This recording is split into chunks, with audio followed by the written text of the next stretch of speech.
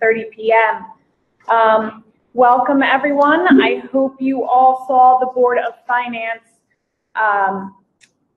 meeting regarding the budget and the cuts to the additional cuts to our operating that were proposed. We will discuss them at length tonight.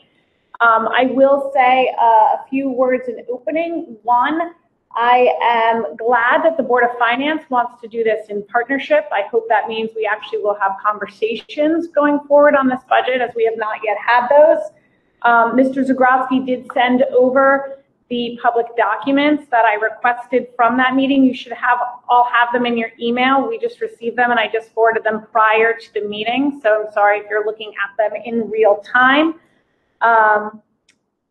I do think that we are facing an additional, it looks like we had proposed $691,000 of cuts. We are looking at an additional $557,000 to our operating for a total of 1.248. And in addition to that, we have our $287,000 shortfall that we know we will be incurring this year. So we will, I'd say we'd open it up to public comment, but hopefully in the public comment folder, you are all up to speed and have it. Dr. Adley did receive a few emails, which he can talk about, but we certainly will post in our public meeting materials as well. We have a lot of work ahead of that. So with that, I will hand it over to the superintendent. Good evening, everybody, and welcome to members of the community who have joined us, and also the members of the school community. Some of our staff will be tuning in this evening. Just by way of a few announcements to get us going, our AP students have kicked off this week. If you happen to have an AP student, good luck to the kids. We have like basically about 475 kids taking close to 1,000 exams, and I heard we had a little bit of a break in power today, so some kids may have been disconnected from their devices, and they will be able to make those up if that's the case. But good luck to them.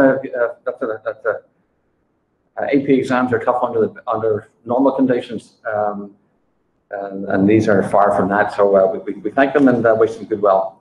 The high school administration and the parent community have been working diligently to plan a meaningful and a celebratory celebration for our deserving seniors. And I want to thank the members of the community who have been working closely with the high school principal, Principal Dunn. And Principal Dunn will send out some notification tomorrow, and some of the sort of things that they are celebrating. Fundamentally, they're going to plan to have, try to have, depending on how things health-wise go, a virtual, an in-person graduation, and that would be July 25th or August 1st, depending on what we hear from the state. I will say I haven't seen a survey of feedback from the state, from districts around the state. That seems to be the proverbial desire to have some sort of modified in-person graduation. So that is what they're going to be trying to do. They will plan simultaneously to have a virtual graduation if they're not permitted to do that, or if circumstances actually change to allow them to do that. They're also planning some virtual ceremonies for the senior awards. On July 11th, they will be able to come and pick up their diplomas, and there'll be people there to celebrate them, and parents will be able to have a photograph and so on with the principal, and so that they'll do that on June 11th. So there'll be a few more details coming, because the committee has planned a few activities, special activities for the senior class, but the big announcement is relatively for July 25th or August 1st. If things change or otherwise, and that date changes, but for now that seems a prudent plan. So stay tuned. I think the kids will be excited by what they hear from the principal tomorrow. Elementary schools have done similar planning. Again, I want to thank members of our CDSP up and down the district for all of their support. The elementary schools will be, for our fifth graders, doing a nice welcome to the schools. I don't want to sort of like share all the details. A wee bit of excitement from the year, but their events will be taken at the schools. They're fairly far down the process, and that will be communicated very soon. Middle school is looking at a variety of options at this point, so they haven't settled on theirs, but I know they'll do something appropriate also. Thank you for the communications from members of the community who have communicated about the budget. The majority, in fact, all of them that I have read, were commented on the concern about the budget and the budget guidelines that we were receiving from the Board of Finance. Work with the strategic planning is going to recommence with Dr. Lemons. The next date will be May 18th, so I will communicate that and make the invitations to the committee. Other dates are June 2nd and June 15th. The work of the vision of the graduate resumed at the high school also, so that committee is up and running. I want to thank Mr. Maroney for attending this meeting on behalf of the Board of Education as a representative. We have reviewed 2 bids for the transportation study, and we'll be awarding the contract to Bus Logistics. And we had a quick kickoff meeting with the transportation study, so it's up and running at this particular point. The Oxbridge Building Committee meets again on May 14th, and I did send the agenda to the Board of Education. The project at this point is still over budget and probably faces a 2-month delay in the final completion date. So cost savings are being recalculated, and ONG and the Oxbridge Building Committee will be considering different phasing strategy to save money, and it will also be less disruptive for everyone. So Thursday's meeting will be pretty important. Members of the Oxbridge Building Committee and SLAM and ONG are presenting tonight. I think it's at 8 o'clock at the P&Z. Work to complete the high school cross-country course hasn't been completed yet, hasn't started yet, but all the permissions and authorizations have been approved, and we anticipate that work starting fairly soon. We have filled up 1 biology position. We're in search coming down to the wire for the middle school assistant principal position.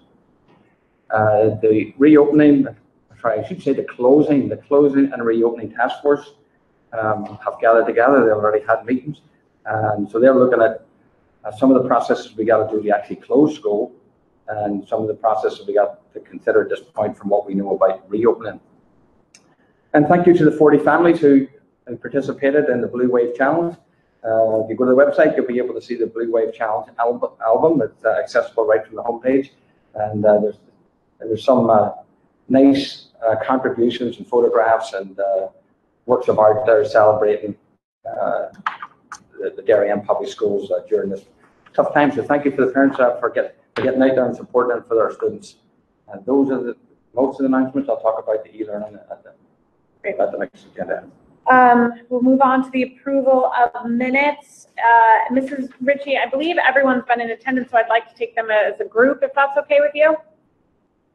Okay, it's requested the board approve the following: minutes of the special meeting and executive session held on April 29th, 2020, minutes of the regular meeting held on April 29th, 2020, and minutes of the special meeting held on May 4th, 2020. May I have a motion to approve? Mr. Deneen so moves, Mr. Burke seconds. All in favor? Any objections? Any abstentions? So that carries unanimously, Ms. Ritchie. Board committee reports. I think Alan did a good job summarizing the Oxbridge. We have a big meeting tomorrow. We had a several-hour call this afternoon going over value management decisions. The change in the phasing, I think, will help with concerns that have come up around doing alterations to that school and not knowing what schools will look like in the new year. So the current phased approach that we're looking at will be to leave the existing school in place, build the academic wing of the new school and move the students in there, and then demo the old school and build the gymnasium and the cafeteria. So that leads to some challenges that are being looked at and reviewed, but we think it's a far better way to phase the project, not disrupt students going back to school in the fall, and gets us to school in a similar timeline. SLAM and AP and ONG to look at what other potential delays there are around material and supply chain stuff with COVID, and that continues to evolve. We're also looking at off-site parking and off-site storage for dirt, will help with this phase project. So that's kind of a quick snapshot, but Thursday's meeting will be a good meeting where we'll go into detail over the phase project and kind of the final designs of the school that they're presenting tonight. Thank you, Duke. Any other board committee reports? Mr. Maroney. I'm not sure it's a committee, but I'll give just a quick update on the vision of the graduate. As we had a meeting last Wednesday, I believe, and it was very preliminary of just what traits and aspects most of the community thought we should have as graduates, and most of it revolved around surprise, creative thinking, strategic thinking, and elements like that. So the committee is around, I would say, 40 people. It's teachers, guidance counselors, administrators, and members of the public. Thank you, Mr. Maroney. We'll move forward to presentations and discussions. I did have some board members reach out for a possible addition to the agenda. Is there anyone who'd like to make a motion? I would. Ms. Ritchie. I'm sorry. I'd like to move that we add letter C to under presentations and discussions to discuss and take possible action on the temporary powers granted to the superintendent. Is there a second to that motion? I'll second. Mr. Sini, any discussion? All in favor of adding that to the agenda? Mr. Maroney, Mrs. Stein, anyone opposed to adding that to the agenda? Mr. Burke opposes. That motion will carry. So just to be clear, there was just one opposition, Mr. Burke? Yeah. Okay, thanks. So we will add item C to the agenda. So Dr. Adley, an update on the COVID-19 e-learning? So we continue to move forward and evolve. A couple of things that sort of fall under this umbrella, from small things to bigger things. The district e-learning website has been updated with additional resources for families to support their learning at home, so you're encouraged to look at those. We are awaiting guidance from the commissioner on May 15th about what summer schools and the ESY programs that may look like and what are the guidelines for those. Our lunches that are taking place during this time period are going well. They average between 68 and about 80 families a day. The high school, as you know, the senior internship has been cancelled. I want to thank the high school administration and staff for putting together a nice alternative for the kids, and they will be offering a senior project option. Students may select this, or they may select to go to their normal e-learning schedule. So after the AP exams, May 26th through June 8th, they may select to participate in this opportunity. And so it allows the kids to focus on passions that they have and expand their interests on a sort of self-designed project that they may have. So they'll have that opportunity. We'll be interested to see how many actually avail themselves of that and how many would like to continue e-learning. We continue to support our staff with e-learning, professional development. The elementary educators are participated in some, which was optional professional development from the Teachers College, and that focused on working with students on a virtual platform. As you may know, I think you do know that we communicated to the parents that May 15th, 22nd, and June 5th are half days on Fridays. I think this serves two purposes as we go down the stretch and for teaching and learning and aligning curriculum, but it also gives that hopefully a wee bit of a break or a respite from the e-learning experiences for our families that actually the board discussed at the last meeting. So it serves to do those two purposes. And those are the main things under e-learning and COVID. Clearly, the planning for closing and reopening again is taking a big focus. Any questions on the e-learning update? Seeing none, thank you, Dr. Adley. We'll move on to further discussion of the 2021 budget guidelines from the Board of Finance.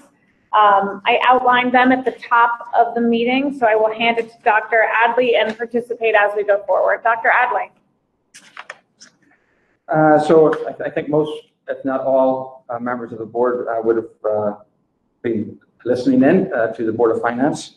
And so at my calculation, we're looking at about a $1.5 billion reduction to the budget.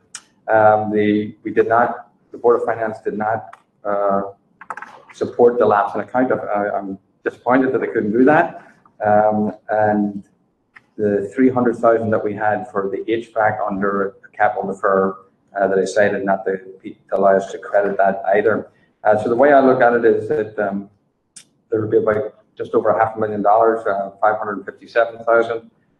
There's going to be, I think, 3 targets here, depending on how we look at the existing shortfall. So we have 287. I would not be recommending that we don't account for that, because I think we have to account for it. If we don't account for the summer school, we certainly should account for the music director position and the bus. I mean, they're not going to, it wasn't all COVID related matters. So the board has to give some guidance on that. That would be my recommendation, that we try and cover that.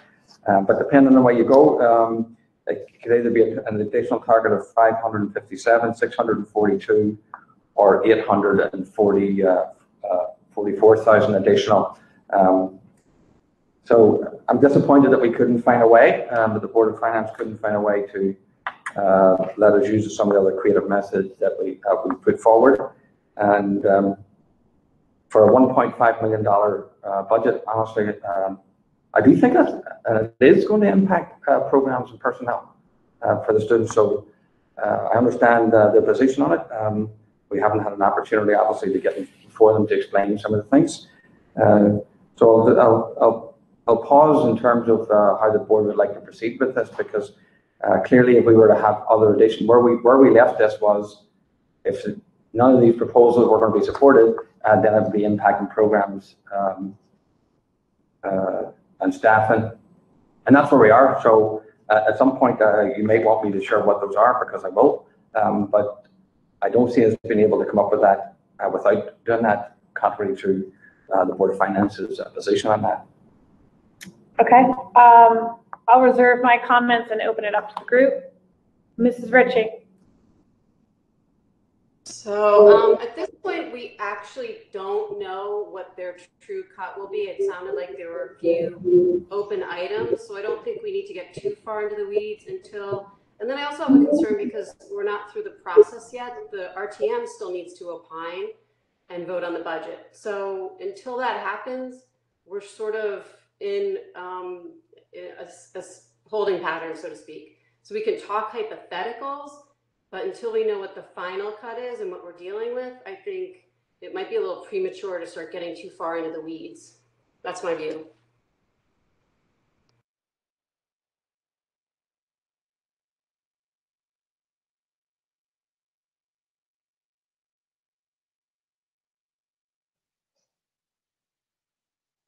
All right, Mr. Deneen.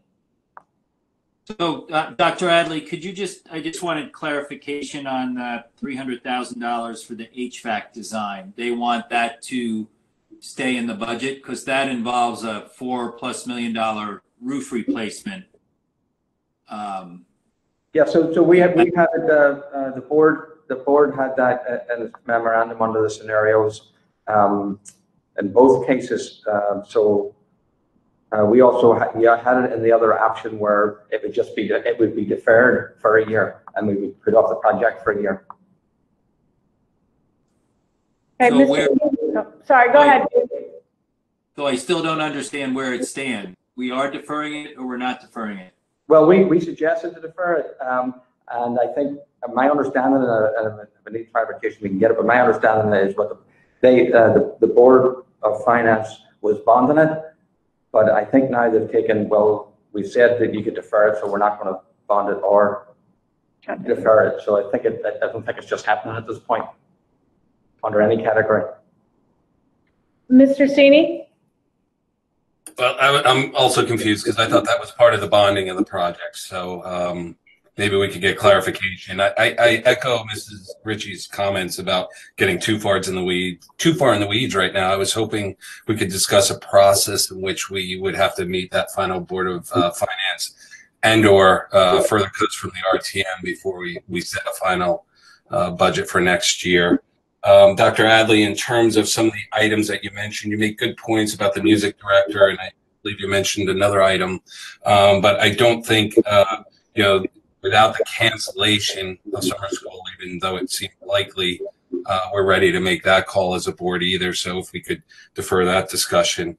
And I think I don't think we have to come to any conclusions this evening by any means. And I would hope that if we did start to go down the road, we have ample time to review a number of items that we discussed during the regular budget process, a number of items that the administration brought to us that we added to the final budget, and really do this deliberately and thoughtfully. And I do think that the Board of Finance is recognizing a unprecedented financial situation. So it's not our call whether or not it was the right or wrong call, but I did talk to all 7 of its members, and I thank them for their deliberative and thoughtful nature of this.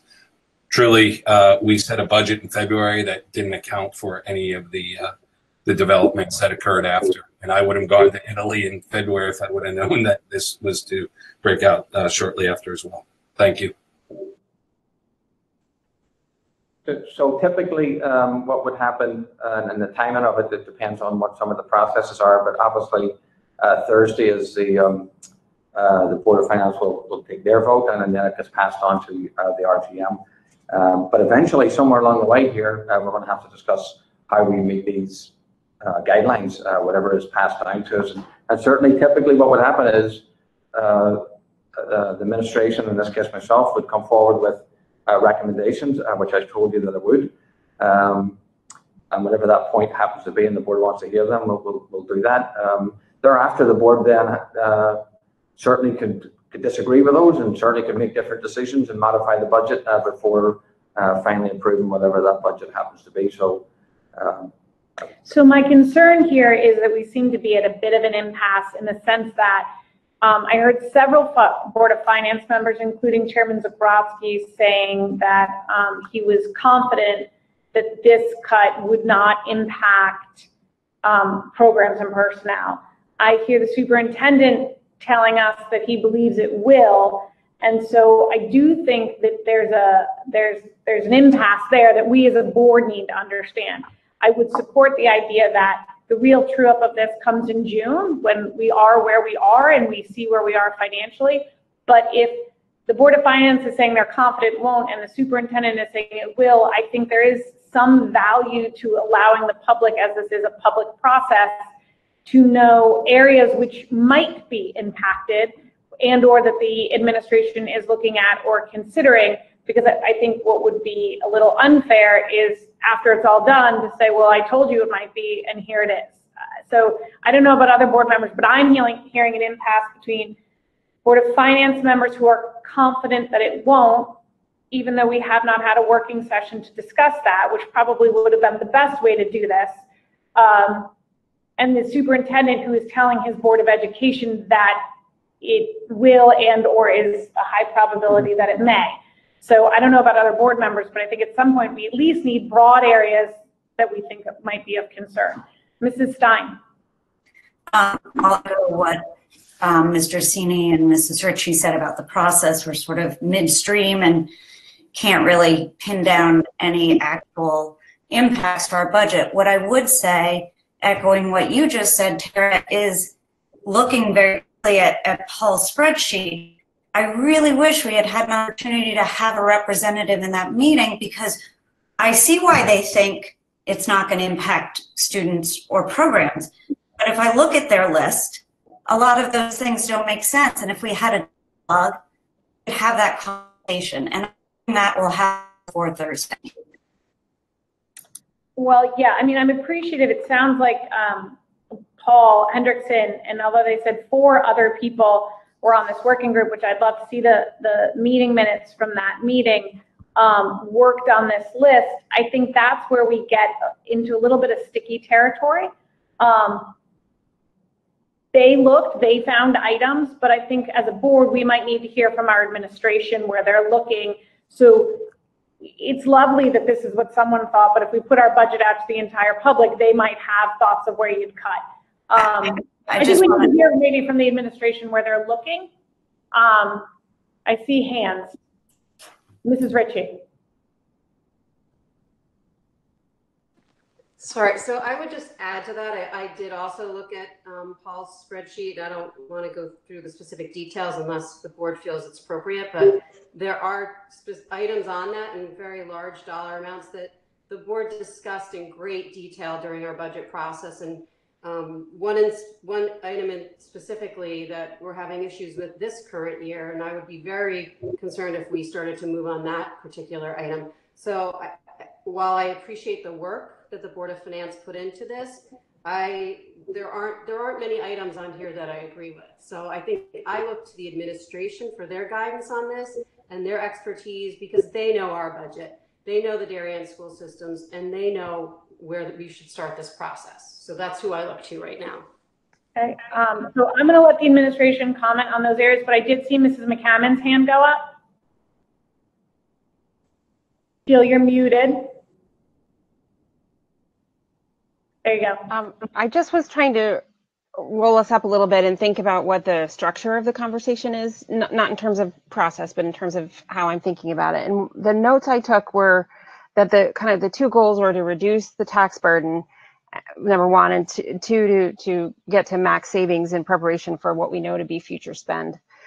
So if I look at it through that lens, I think, not opining in this moment, but what I think I understand the Board of Finance to be saying in some of those line items is that they'd like us to budget more aggressively than we might under normal conditions to reduce the potential, to reduce taxation to the maximum amount that we can. And then with the understanding that if we need to go back, there's going to be reasons. We're going to have to probably go back for compensatory, for cleaning, for things like that. If I look at what I think their strategy is, it's to budget more aggressively to reduce the tax burden. From the perspective of what I think the Board of Ed could be thinking about, I think that when we talk about strategic planning, part of why we do that is we want our budgetary items to follow our plan, whatever we've set out as our goals. I think that this current environment makes us change our plans.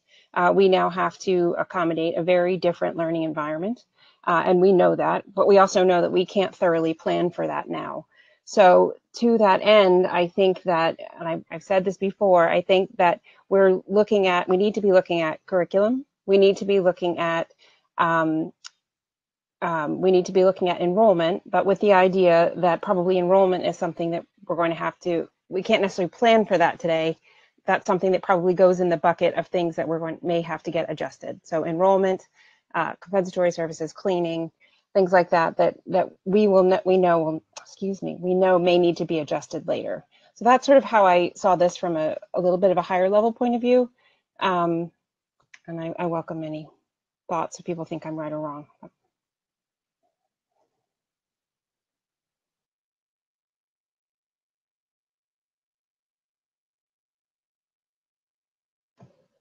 Alan, you're on mute. Thank you. So just to be clear, this is these numbers that I reflected on to open up the meeting. Assume that the board is, and I admit at some point you're going to get to it, whether it's in the near future or the immediate future. But it assumes that you're taking the reductions that administratively we had recommended. I'm not saying you're necessarily going to do that. That ranges from everything from parking fees to everything. So any decisions that are made there will either add or subtract to the actual challenge. But assuming that under the memorandum that we have, we're working under scenario 2, right? So under that scenario again, just to reiterate, we're looking at the anywhere from 557 to 844, depending on what the board wants to do with the 287, basically. Okay. So if we go down that road, I'm just sure that with much deliberation and pain, and these are decisions I don't want to make, to be honest with you. But I have to just share them with you, because to get down to that this is what I'd be recommending administratively, that we will be touching the areas of up and down the system intramurals. I would put on student interns. You might not know student interns. There's student interns that work in the schools, and they provide a level of stability in substitute teaching. And sometimes it prevents us pulling some of our math and English specialists to cover classes. The high school talented and gifted programs. The libraries would be changed somewhat in terms of the number of librarians that would potentially be in, for instance, a middle school, and the amount of support from paraprofessionals in the library. You'll be using some instructional coaches to do that. High school clubs and councils and elementary councils, so all of those are up. I still haven't got to our bottom line number yet. I would say freshman sports, that's a way of looking at it. You can look at it as take that cut up and down the system throughout the sports equitably, whatever way you want to look at it. And if we had to go as deep at that number of the $800,000 number, you'll be looking at moving the third grade strings program to fourth grade. I haven't got down as far as the middle school team, and I think that number hopefully would be protected. But those are the things that when you say you're not going to impact programs and staffing, well, I'm just sure that is the list that we have been working on for a long time, refining, not wanting to roll out, to be honest with you, not even wanting to discuss it. But I have to, in fairness to the board, I have to give you an idea of kind of what's on the table. I respect that board members may or not agree with those items, but those would be the items that would be recommended to get down to those numbers. So I think this is why, in terms of, to Mrs. McCannon's point, the goal of, the overall goal of lessening the tax burden this year, we put forward the non-lapsing account idea in the sense that those dollars were taxed for education and that we would not re-tax for those. The non-lapsing idea was not preferable to the Board of Finance. And I do think that that is an account that statutorily both the Board of Education and a Board of Finance need to agree to. So that appears to be off the table at the moment. And so I would say this, I think the administration put forward a good faith effort to meet the challenge put forward by the Board of Finance. The Board of Finance would like to go about this a different way. And so I think this puts us a little bit, and I know Alan has struggled. I haven't heard this list. So as I see it, I now understand why the administration struggled so much to put this forward. Some of us lived some of these ideas a few years ago, and they do get the community concerned. So I would just say I appreciate the idea of a partnership, and I think this is what happens when we don't have an ongoing dialogue, because we get to this point. And I would be remiss if I said that wasn't disappointing to me as an individual board member and the board chair. But those are my comments and my particular feelings on it. So after hearing this list, I'm not sure if anyone has any questions or comments, but I see hands. Mr. Deneen. Thank you. Look, I think all valid comments, and we could continue talking about it all night. We've got a job to do in terms of moving through it. Alan, I appreciate the pain and you not wanting to present the pain, but I think kind of some of the details you just outlined, you know, is stuff that I think we've been wanting to hear. Where's your thoughts and the administration thoughts as to where this goes next? Then I think to the point of some other conversations, like what is the process, and can we go back to the Board of Finance and kind of set up the process for the next discussion, whether it's a working group with our finance subcommittee or, you know, the administration and some folks on the Board of Finance. Let's think about what we're going to do next to have the conversation. And then we've got to get to the point of understanding if they feel this 557 is not going to impact program and we do, well, okay, that's the starting point of the conversation. And then I think to your point, Alan, of everything you just outlined, that's what has to be part of the conversation. Mrs. Ritchie, I saw your hand go up, I think, and then Mrs. McCannon. Oh, Mr. Maroney, I didn't forget you. I'll make the round here. Mrs. Ritchie. Well, and just to add on to Duke's comments, I don't know yet if it's appropriate to get into specific dollar amounts. And again, I keep looking over at Paul's list, and if that's what they were looking to when they made their decision, that should have been something that was discussed with us, because I find flaws in that analysis. And so that's where I see the disconnect. I think they're working off of information that, according to our superintendent and the finance director, that isn't a place that we're going to be able to start. So I think there's a big disconnect. So I do think we have to flush out this process a little bit better. Mr. Maroney? Yeah, for me, I go back to what Mr.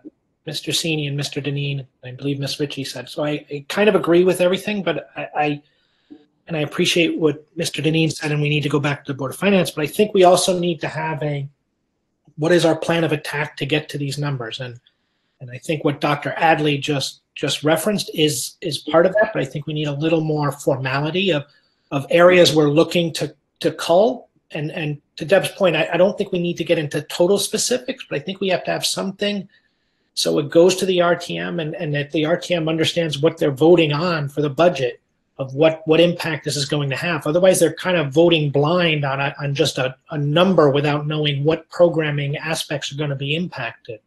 So I think we have to have, and I get that out to the public before the RTM vote of where we're thinking these cuts may hit. But I agree with Deb. I don't think we have to have specifics of them by that date, because we don't know what the number is going to be, to her point. So Dennis, just so I think I know where you are and Deb are, but when you say the RTM vote, the RTM can't add, so they would just be making deeper cuts if there was to be a modification. It would be the Board of Finance at this point that has the control over sticking with these proposed numbers or something different. Is that what you're saying, or am I missing it? No, they could cut more, but as well, the RTM should have the understanding of what the final number is. They're voting. They'll have a number, but they need to, I think, understand what's behind those numbers. And so may not be to the granular level where every dollar is, but it's going to be when we cut this number out, this is where these are going to be impacted. Excuse me. Okay. Do I see another hand? I feel like I might have skipped someone inadvertently. Mr. Sini. Yeah, I mean, you make all valid points, and a lot of these measures were very subjective. And I watched the meeting in its entirety earlier, and it was very clear that their role is not a line item by line item basis. Maybe they looked at some things they maybe should not have based it on a line item by line item basis if they did, but I don't believe they did. It was a top down approach, and they had a goal, and the way I understood it, they came out with that goal, and we might be unhappy with that process, but they have the final say in the budget. So I want to reiterate, I think tonight's not the night to make decisions. Alan's given us some groupings, but I would like to see more detail behind that. And I think we should go and scrub some of the items that we as a board added to the original budget, and we as a board that were not unanimous on those things. And some items like iPads and things that seemed a little, that we went in deeper into discussion over. So I think this is a good start, and truly there are going to be some impacts here. But I do think we need to do this deliberately, thoughtfully, and realize that this 557,000 numbers probably may not change, not likely to change based on the meeting that we heard earlier. Okay, Mr. Burke. Thank you. I echo the comments of my colleagues here, and I watched the meeting, the Board of Finance meeting, and I think we need to be cognizant that there isn't, as Mr. Zagorowski pointed out, there isn't unanimity on that board. I mean, there are members on that board who wanted even more deeper cuts. But I think there's a case to be made, and there is a disconnect because you have that board compassionately saying that they do not want to affect student programming. And we have educational professionals telling us that these cuts will affect those types of items. So there has to be a case that can be made before we actually try to enact these cuts. And I think Mr. Sini is right in terms of the broad base that we might have to look at. But when I hear one side saying we don't want to impact programs. And I believe that. And we have our professional, our leader saying that it will. It means that there is a disconnect that has to be resolved. Okay, anyone else? So I would, Mrs. McCammon. I'm all for a work session if there's time for that. I think that would be lovely. I would say that as a board member, I feel pretty committed to not affecting programming. So if that means that we're more aggressive with turnover and ECR and budget control, then I think that what we're doing there is just transitioning some risk to the Board of Finance, because we're going to we have to hit our class size policy no matter what. And we know there could be fluctuations in enrollment based on whether or not we get an influx from New York City. So that just passes the risk to the Board of Finance if we cut that item. If we increase our excess cost revenue, again, I think that just puts greater risk on the Board of Finance. And if the argument is that they are prepared to assume more of that, I'm willing to have that conversation. So Mrs. McCammon brings up two specific areas. Do you want to speak to those areas, Dr. Adley? Well, I would say just in general, like budget control and stuff. So I made some assumptions here in putting together the reductions that would have. By the way, I'm not quite sure who was, maybe it was Mr. Maroney. Whenever the board wants the detail, I have it ready. I can share it at any particular time, including tonight if they so desired. But there's some assumptions we made with something like budget control that they put in. We're simultaneously knowing that we're going into a year of not knowing what we're going to need, right? And we're going to need some flexibility. So yes, there are some assumptions that, for instance, I didn't put that in because I wouldn't make that recommendation, but those are things that the Board of Education can do. I also made assumptions about things that the board, like honestly, that in the budget process and in all transparency, that yes, the superintendent perhaps suggested that we do reduce, and the board collectively said no. So I'm not putting those things back on again, unless the board wants to resurface some of those things or otherwise. So that's the kind of sort of approach to those. And I will tell you this, we've been honest about it. It's not playing a game about it. If people have other areas that think we need to look at as a board, then that's what we should do then. That's part of the process. But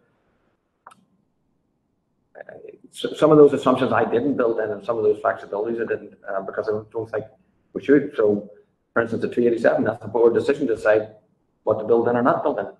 Yeah, I'm a little concerned too. I see ECR, and this one comes up. It's enough for me to bring up because it comes up with the Board of Finance each year. I think we've been really clear. Last year beginning, we forecasted a drop in ECR. All budget long, we've discussed a drop in ECR. Mr. Rudel, you can feel free to chime in, and please do after me on ECR. So the idea here that we could increase and it would just be increasing risk, I would have an issue with, because I think it would,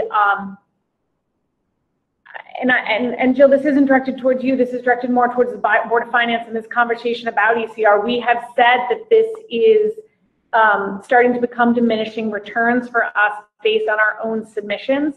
And so it would be a risk where we know that we can't really back up those numbers. And so I'm a little concerned about that one. I understand why they went there, because they go there typically. And I understand as I read this spreadsheet, it's the average of the last 6 years surplus revenue.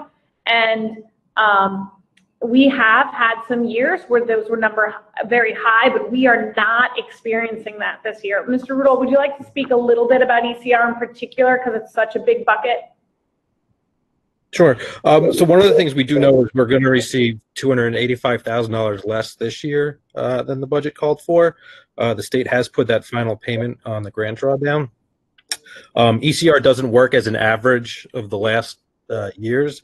It is a formula based on what you spend per student over a threshold.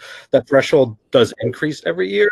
So if your expenses aren't going up for a certain student, every year you can expect to lose a couple of $1,000s before an entitlement cap per student that you're submitting a claim for, because the threshold that you have to reach is greater. One of the things we saw this year too is the entitlement cap was dropped to a little less than 71%. So it's not a static population where you can say, well, if the average you received over the last 6 or 7 years is X, you should be able to be in that ballpark. Even if we were to look at the average of the last 7 years, including this year, that $840,000 would drop to about $675,000. But again, it's not an average of what you collect. You actually have to look at every single student, how much you spend, what the threshold is, what the volatility of the entitlement cap will be. And the other factor is going to be is obviously the state is not in great financial condition, and excess cost is a product of how much money they're able to set aside and then allocate to the districts. If there are going to be potential reductions at the state level because they're facing financial hardship, that pot could shrink as well, which would mean a lower entitlement cap to districts. Okay, any other board comments? Mr. Sini? Hey, Dr. Adley, you just brought up a point. You didn't relook at some of the other areas and whether or not the board should reopen them. I think everything is fair game at this point. We weren't anticipating having to deal with COVID, nor 557,000 recommended quote unquote reduction. I mean, I think that's going to be the one we're going to be stuck with. So it'd be my recommendation that we open up. Again, I'll reiterate the items that we did not unanimously vote on, the items that the board added to from the original budget that you had recommended to the board, and then anything else. So I think Mr. Sini makes a good point in the sense that it is everything in this budget would now be opened. And it is, the 557 is an addition. That's 691 we saw suggestions for, but even those we need to look at.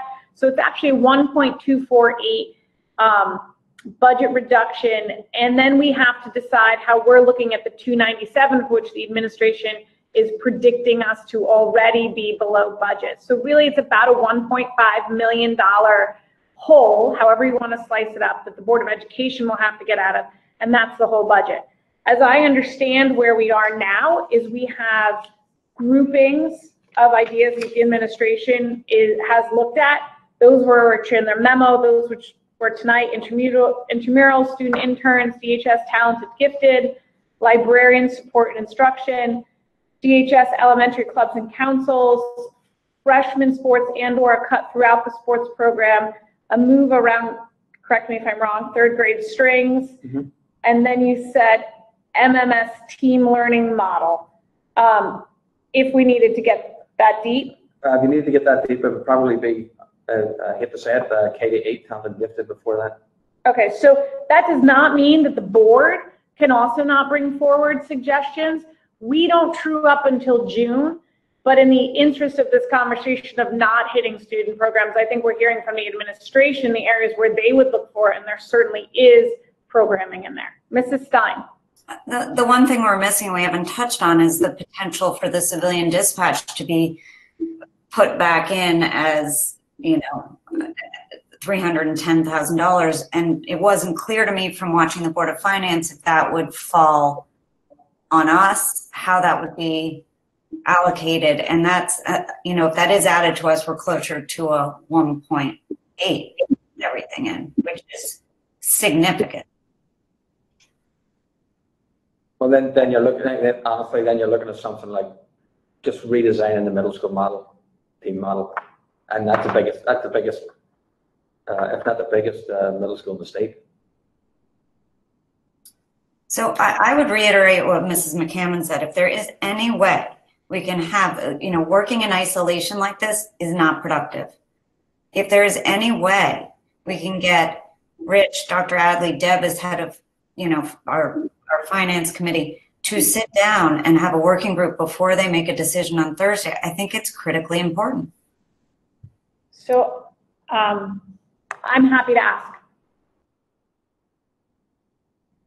Any other questions on these modifications? And Mr. Deneen.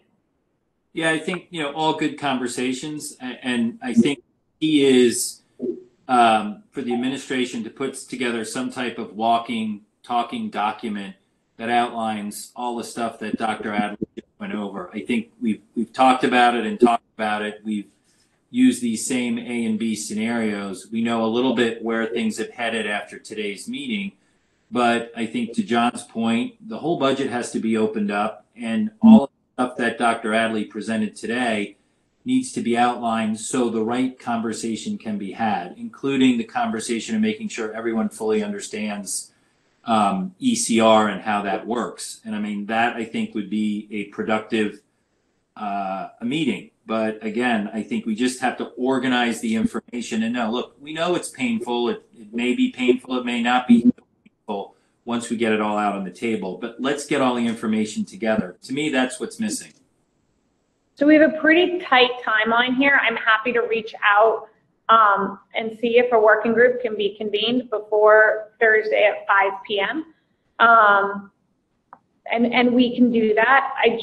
I think the biggest impacts is what many of you have pointed out. The desire, which I hear from the Board of Finance, not to impact programs and to offset tax burden, and the reality of what this modification will do to the school program. So we do need to at least breach that impasse, and then if a decision is made, as Mr. Sini says, we live with the decision that is made and we make our decisions with what we have.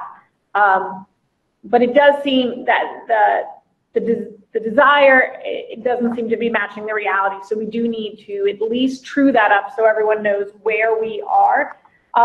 We have asked for meetings. I'm more than happy to try again. And we will continue to do that in the spirit of being as collaborative as possible. Any other thoughts? Sorry. Okay, Mr. Sini and then Mrs. McCammon. Sorry, I didn't know my mic was on. And if we could get a clarification on that 300,000, it was my understanding that it was going to be bonded, but maybe I misunderstood that. Thank you. On the HVAC, 300,000? I understood that to be deferred, but it's worth it since we have enough questions about it that we get a firm answer on that. Mrs. McCammon. I'm actually okay. My apologies. Okay. All right, we will do that. Again, I will say thank you to all the parents who advocated on behalf of their schools. We are very used to hearing from you, good, bad, when you agree with us, when you don't. And so we appreciate you always coming out for the children of the district. With that, we will move on to item C, the addition of the agenda, and that was regarding the temporary powers of the superintendent. Mrs. Ritchie, I'm going to have you lead off. But can I just clarify that process? Are we asking for a meeting of the budget committee? No, I think we're asking for a working session with the Board of Finance.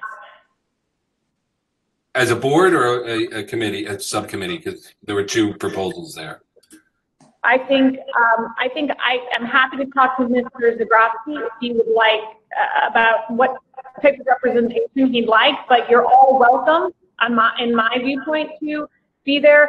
But certainly if it's limited attendance for any reason on Mr. Zagrafsky, I'd say it's important that Mr. Rudolph's there, maybe Deb as budget chair, myself and Dr. Adley, but I am not limiting that to any of you, maybe Mr. Janine as vice chair as well. But I would welcome all of your attendance. But I think it's probably best to ask Mr. Zagrafsky what he thinks they can handle. And then I'm happy to reach out to all of you. But from my standpoint, we have the technology to have everybody there. Just recognizing that if we were dealing with it, we would probably not all be speaking. We would probably be relying on either spokespeople or the administration to provide factual information. Mrs. Ritchie. Thank you. So I brought this up and I want to assure Dr. Adley and administration this has nothing to do with my confidence or trust. I just thought it was a good idea to revisit it. We've been in this process for 2 months now, and I just wanted to get a sense from the board if we could discuss this and whether we think, and hear from Dr. Adley and how he feels. Does he feel he still needs these powers? Is he ready to have the board opine on all these issues, or does he think there are going to be situations where he is going to have to act quickly and we won't be able to be involved? So I just wanted to bring it up mostly for discussion and just see where everybody else fell on the issue, basically. I'm going to let Dr. Adley answer that one. Dr. Adley. Look, this was put in as a temporary measure, and at some point it could be taken out again. I will say, like, it's a wee bit surprising just 2 months in, because we've got a long way to go over the summer and so on. If there are any concerns of the board, I would certainly want to hear what those are. I don't know what they are at this point, if that's the case. What I try to do is, at least to date, I think you find that any of those major decisions, if somebody's worried about me spending $800,000 at the end of the year, I think that I don't think that's going to happen. But if there are other ones that are of concern to people, I'm certainly happy to hear those. I think we've been living within the spirit of the powers that were given to us to run the district.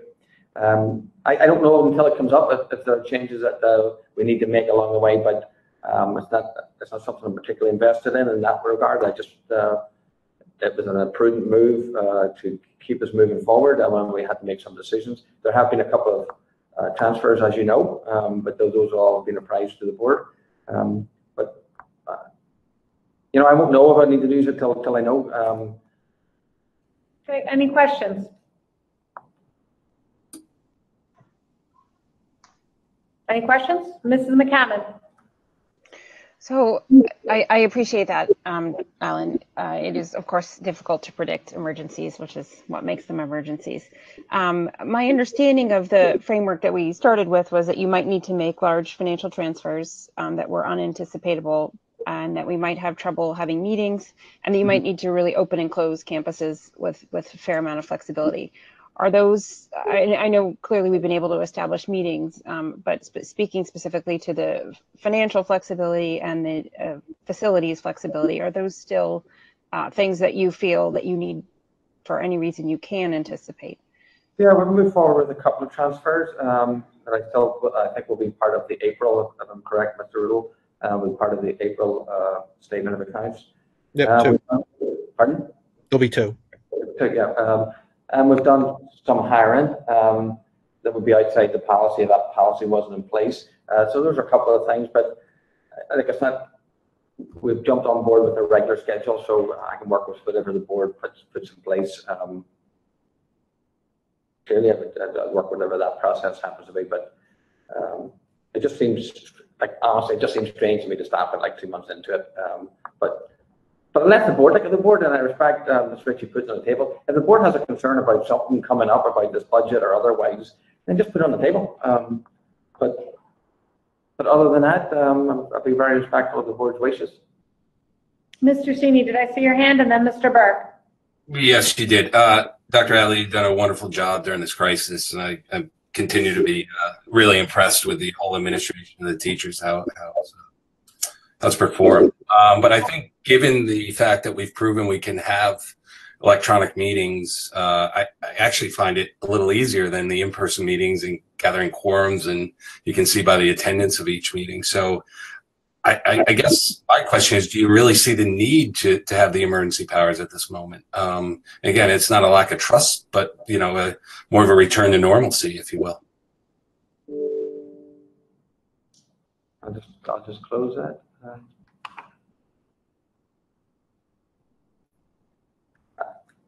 Mr. Cheney, Mr. Riddle, I can work with any situation and make it work. I mean, clearly we can't, right? It might slow down something here and there, but we can work with any situation. Mr. Burke. First, Dr. Alley, I agree with my colleagues in the superior work that you've been doing and the amount of trust we have in you. That is without question. I'm not troubled by you retaining these powers for the immediate future. I think we are still in an emergent situation. I think there are still potentially opportunities and circumstances where you will need to act quickly, and I'm comfortable giving you that power. I also had the opportunity earlier today to look at the Connecticut General Statute sections 10-221 and 10-222, and I think we ought to realize that while we have policies that we may enforce or suspend as we need to, those statutes are still in place. There's fundamentally no change in the legal responsibilities of this board or of the superintendent. So I just don't see the need yet to reinstitute policy until we're back in more regular working order. So I'll add on there, because Mr. Burke, I'm in the same spot you are. And actually, you know, I've been very thankful that this board, as Mr. Cini points out, has been able to pull together and work as a group over quorum. But I am well aware that law supersedes policy, and so we are all still legally empowered with our abilities. My concern, I think, for the board in terms of suspending these temporary powers at this point is we are about, hopefully, I think we are all anticipating to reopen. That reopening from every professional that I've seen comes with it probably some expected changes in environment. We've probably all been very good about being home and socially distancing. As we reopening, that will create changes that actually might create the situations that the superintendent might need to. I'm appreciative of this board doing their work each and every day, but I think it might be a bit early, and that given that what I've heard from all members that they have full faith and trust, as I do in the superintendent, that we've been doing our due diligence, we've been on top of it, we've been apprised of things as they come. I think it might be a bit premature to roll all of these back, although I'd like to, of course, keep a very close eye on that timeline as we go. Mr. Brown. Thank you very much, Dr. Adley. I appreciate the fine work you and Rich and everybody teaching and doing in this situation. The question I had regarding the emergency powers dealt specifically with Rule 3050, and I defer to Mr. Burke if he's done more reading or counsel for the board. I just see some of these items talking about the appropriation, dealing with itemized estimates, dealing with final appropriations. I think those powers is aside from just the broad category transfers, but actually the refinement of the line items as we deal with the Board of Finance. I think it's really, in some ways, an obligation that we as members of the Board of Education have to take on, to deal with, and that's really what we're elected to deal with. And I feel that this is no reflection on your ability or your authority. I think you've done a wonderful job. But if we're about to go through some difficult decisions and some budget cuts, I think we'd be advocating really shirking our responsibilities as board members if we didn't get involved and take accountability and make those hard decisions if they need to be made based on the recommendations of the Board of Finance. So I would not want to deal with anything other than policy 3050 and make sure that we could actively take a part as opposed to putting the burden solely on you and the administration if there are some hard choices to be made. Thank you. Mr. Burke, did I see your hand?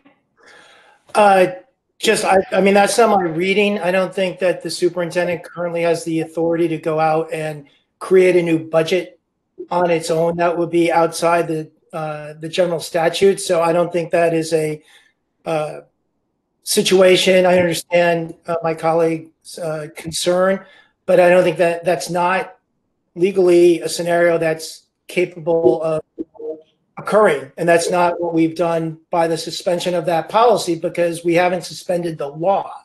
So again, just to reiterate, I think we're fine going forward, at least on a temporary basis, having things remain as they are. Dr. Adley, do you have any concerns over what the Board of Finance has asked us to do in either the board's role or your role, as Mr. Brown states? I can respect Mr. Brown's position, and I respect all the board's position on this. I could have talked too long about it as far as I'm concerned, because I'm going to go through the board and apprise the board as I normally do in terms of, at this point I'll just defer to the board, Madam Chairman, because... well, is there any action on the behalf of the board? Mr. Cini. Could I just maybe suggest we review this in another like 2 weeks and put it on a regular agenda to review it every 2 to 4 weeks, just if there's a desire for the board to take back the power? Anyone? Mrs. Ritchie? I would agree with that. I think we don't need to make a decision. My intent wasn't to pressure the board members to make a decision tonight, but just to discuss it and see where we are. And I'm fine making that a regular discussion on our agenda. That's fine. Okay, is everyone good then? I just need some guidance then. Is it a monthly discussion, bi-weekly? I mean, at some point, if we're doing it every week, that doesn't serve our purpose either. But give me a time, monthly. Would you like to review it monthly? Is that fine with everybody? Okay. Yes. I see enough yeses and there's not an action that it's for consideration and I can deal with it monthly. Okay. With that, we have no other items and though, do we have any personal action items, Mark? Sorry, I forgot to flip when I double side things. No? Okay. And you have, Dr. Adley. I'm sorry to wind back. Can you just be very explicit? Because while I clearly wanted to meet with the Board of Finance and will and hope to, what is our outcome of that we are looking, let's be very clear about it, the outcome of that meeting that we are looking to do. Is it to share our position on their cuts? Is it to share our concerns in general, or I'm assuming that's... So I think, and board, feel free to input here. I think that what we have received more solid guidance now from the Board of Finance. We are understanding that they are not interested in the non-elapsing account, which also steers us in the direction of how to move forward. And so I think I think the impasse we're hearing is they believe that their modifications will not impact programs or staffing, and you feel differently. And I think that we need to do our very best to make them understand that position, recognizing that in June, when we have gone through both the Board of Finance and the RTM, the board itself will have to do work. But what I'm hearing from the administration is that you believe that these modifications will impact the very things that they say they don't want to impact.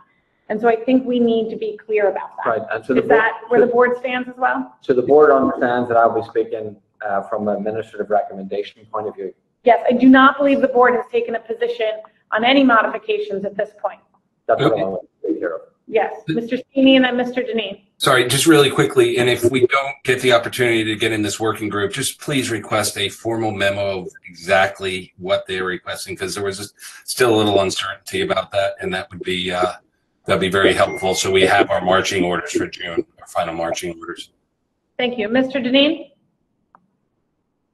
Yeah, and I think just to be clear, it's having that information that you outlined earlier in the meeting, Dr. Adley. I mean, they're probably listening tonight. It's very clear we think it's going to impact programming, but we should have it outlined as to how we think it's going to impact the programming. And then I think to Deb's point earlier, the conversation has to be around everyone on the same page with ECR and budget control, whether it's just from a educational standpoint or just making sure we understand where their thought is and where we realize it is.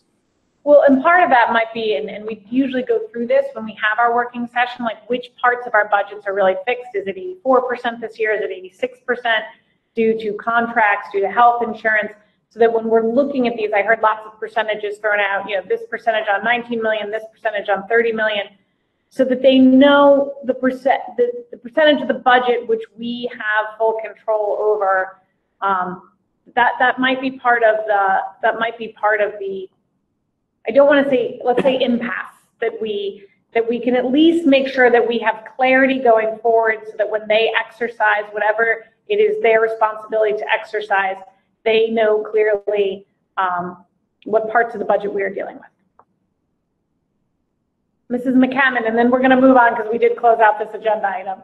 Mrs. McCammon. I think it would be also one outcome I'd like us to see is to agree to where we have common budgetary philosophy. So, for example, if they want us to, if they want us, as I was saying earlier, to push all the risk onto the Board of Finance, to have that as a directive. If they're willing to carry all the risk of budget control, if they're willing to carry the risk of any potential excess special ed spend, then I'd like to know that for sure. So And I know I said we're ending this. I see Mrs. Ritchie's hand too, no go. So the problem there actually goes back to Mr. Brown's and Mr. Burke's, where our legal responsibilities are in there. They may be willing to assume certain amounts of risk, but we also need to put forward the best budget we think for the education of our children within the constraints of taxation, and that's their authority, right? But I'm not sure how much we can push on or off for us. But Mrs. Ritchie. And then I really will say, moved on from this agenda item. It's Dr. Adley's fault. Sorry. So I just want to address ECR because there's a calculation that goes into it. There's a lot of thought that goes into it. It's not a let's throw it on the wall and see if it'll stick calculation. It's a very specific calculation and a lot of work goes into it. So, it would be great if the Board of Finance is willing to be a backstop, but there is a method behind it. It's a calculation and it's not completely predictable. There is predictability. So I'm not willing to just throw that out and, see if the wind will take it. So that's my position. Let's table, and if we need to pick this back up or we need to call another meeting based on information we get from the Board of Finance, we can do that. But we did move on. So with that, I will entertain a motion to adjourn. Mrs. McCammon so moves and Mr. Deneen seconds. All in favor? And that looks unanimous. Any opposition? No, so we are adjourned. Good night, everybody. Thank you. Good night, the board, staff. Good night, thank you. Thank you. Thank you. Good night. Thank you.